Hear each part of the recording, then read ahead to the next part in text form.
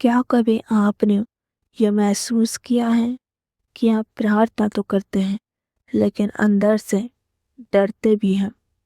क्या आप परमेश्वर के पास एक बेटी या बेटे की तरह चाहते हैं या एक नौकर की तरह?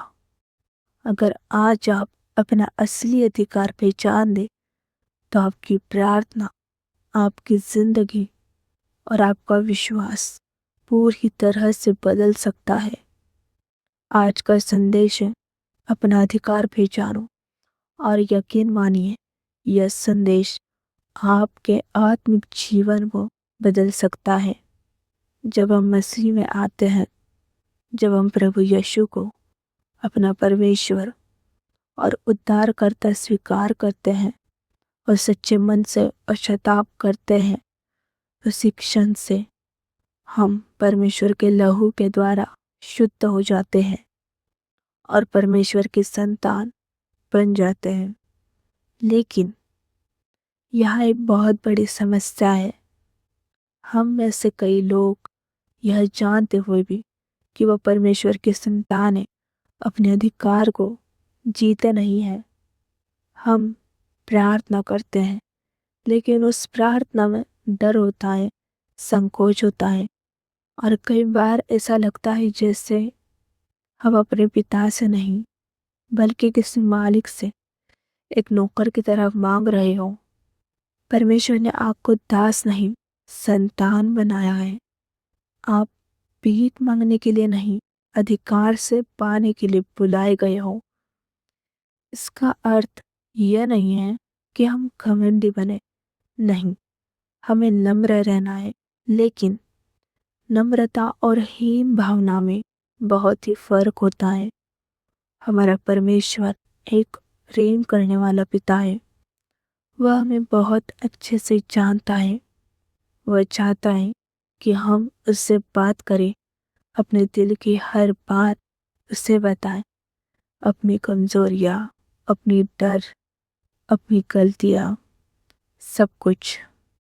कई बार ऐसा होता है, हमसे कोई गलती हो जाती है या हम पाप करते हैं और फिर शैतान हमारे मन में विचार डालता है, अब परमेश्वर तुमसे प्रेम नहीं करता क्योंकि तुम पापी हो, अब तुम इसके पास जाने के योग्य नहीं हो। और धीरे धीरे हम प्रार्थना करना कम कर देते हैं, संगति से दूर हो जाते हैं और खुद को अकेला महसूस करने लगते हैं। यही तो शैतान की चाल है। पहले वह हमसे पाप करवाता है और फिर हमें दोषी महसूस करवा कर परमेश्वर से दूर करता है। यशाया 49 का 15 में लिखा है, क्या कोई माता अपने दूध पीते बच्चे को भूल सकती है? हाँ, वह तो भूल सकती है, लेकिन मैं तुझे कभी नहीं भूलूंगा। अगर दुनिया आपको छोड़ दे तब भी परमेश्वर आपको कभी नहीं छोड़ेगा।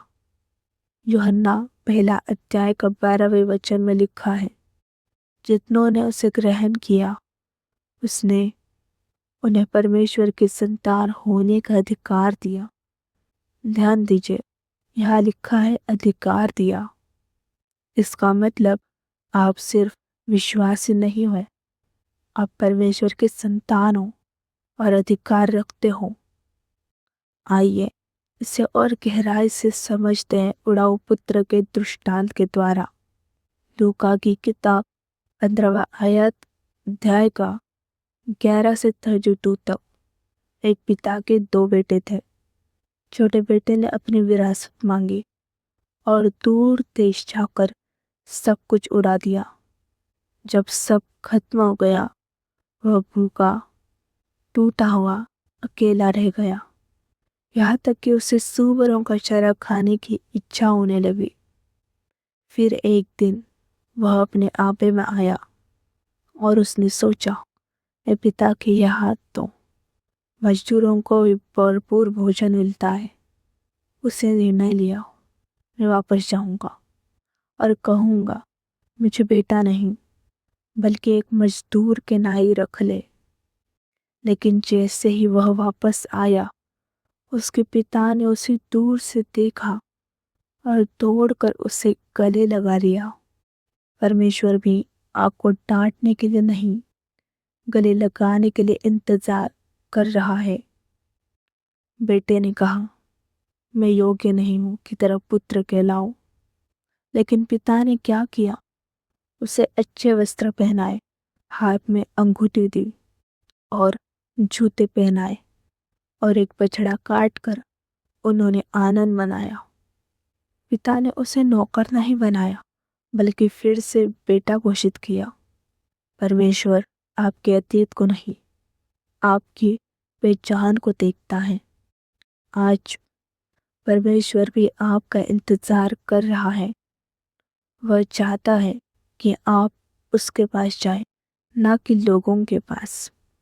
आपकी हर गलती उससे बताए और उससे कहे, पिता, मुझे मेरा खोया हुआ अधिकार फिर से दे दीजिए। दूसरों से प्रार्थना करवाना गलत नहीं है, लेकिन परमेश्वर चाहते हैं कि आप खुद अपने अधिकार का इस्तेमाल करें और दूसरों के जीवन में भी बदलाव लाए। आप समस्या नहीं, समाधान बनने के लिए बुलाए गए हैं। आज से खुद को छोटा समझना बंद करो, डर में जीना बंद करो। आप परमेश्वर की संतान हैं और आपके अंदर अधिकार है। आप परिस्थितियों के गुलाम नहीं हो, बल्कि परमेश्वर के अधिकार में जीने वाले हो।